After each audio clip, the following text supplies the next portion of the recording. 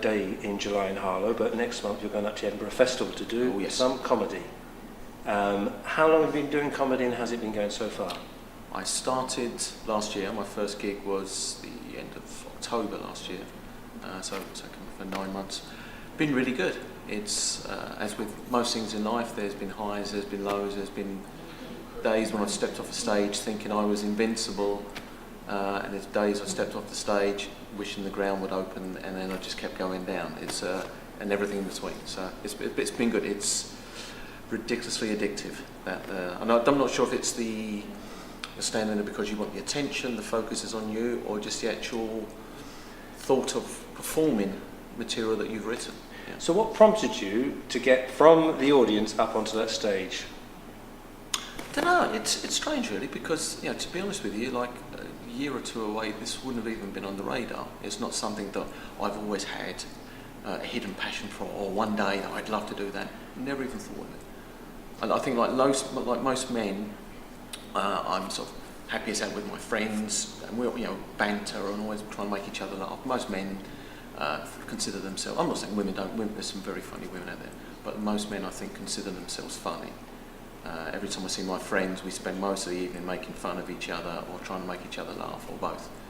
But would it have been a case of I was almost going to say funny how, but would people have said, listen Gary, you're a funny guy, have you ever thought of going onto the stage, or was it just something that you thought yourself? I don't know, I think it was probably something that's been mentioned over the years, or someone said, oh that's really funny, but like I never would put the two together. It's just something, it was by accident more than anything else. I mean, I do bits of public speaking, which I found that I really enjoy. I'm part of the Toastmasters organisation, which is, some people may know, is the American outfit where there's clubs all around the world to help you improve your public speaking. So I went along there, and there was a few people at my club that had done stand-up. And I thought, wow, I was really impressed. I thought, wow, that sounds good.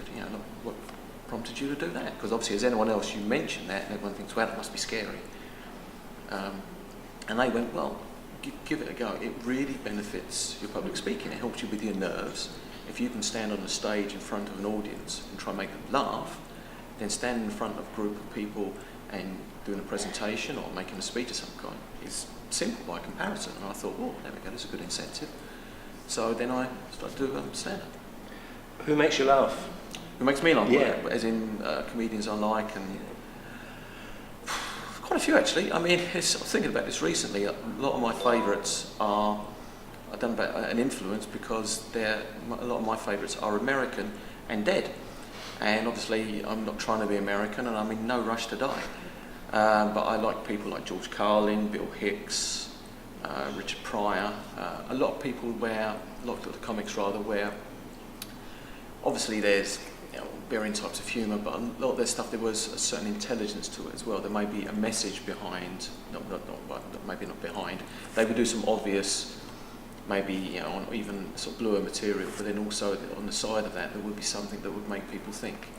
And someone like Bill Hicks as well, they're very much a political comedian. Do you think there's a big gap in the market for political comedians, isn't there? Do you think there's not enough political comedians? That's an interesting question. I think there are people out there, I think, that do political stuff. I mean, at the moment, as a lot of people point out, there are so many comedians out there. I mean, especially, I do a lot of stuff on the London open mic circuit, and there's a lot of comedians. Some that have been there for a number of years, some that are there for a while, some that where unfortunately will do 2 or 3 gigs, find it's not for them, or just can't get over that initial fear, and when they give up. So I think at the moment, because it's so popular, there's a lot of, I think over the last, say, at least 20 years, maybe slightly more, where comedy has become a big thing, as in you've got a lot of comedians that now play arenas. Not my cup of tea. I don't think I'd want to go to Wembley or the O2 Arena, which, these places are aircraft hangars, and then see like a little stick figure in the distance. But there's a lot of money on it.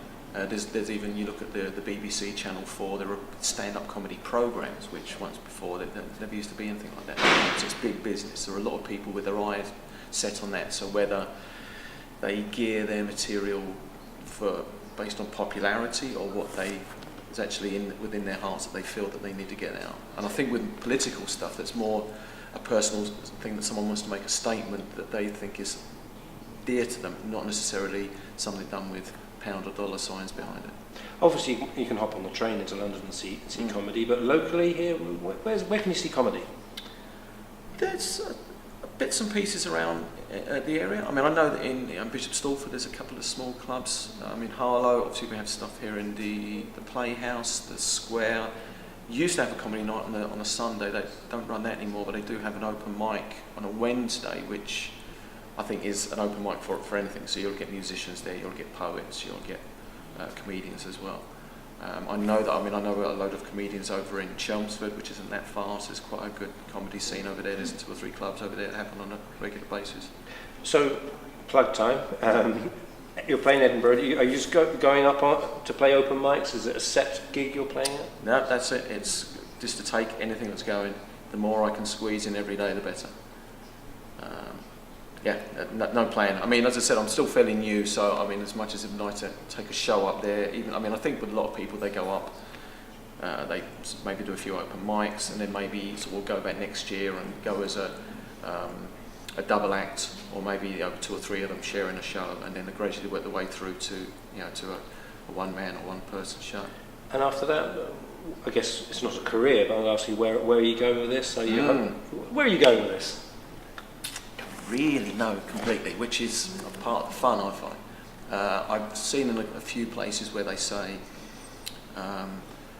you get to 100 gigs, and then by then you've sort of found your style, you found your real way of delivery. A lot of people start doing stories and end up just doing one-liners or whatever. You find what really suits you, and it also gives you an idea of where you want to go with it. Whether you want to continue and just be a performer, whether you want to try and make the leap into more light entertainment, such as television, followed Jimmy Carr and the likes of that kind of people. I do notice with comedians over the years, you look at the likes of, you go to the Americans again, you look at say Steve Martin, Eddie Murphy, people like that. They used to do stand-up comedy, and all of a sudden, bang, they've never done any gigs since, and they're into television or films or whatever, or into other media. So some people, I think, use it as a stepping stone to do other things. Some people, that initial thrill from standing on stage never goes. So then you get the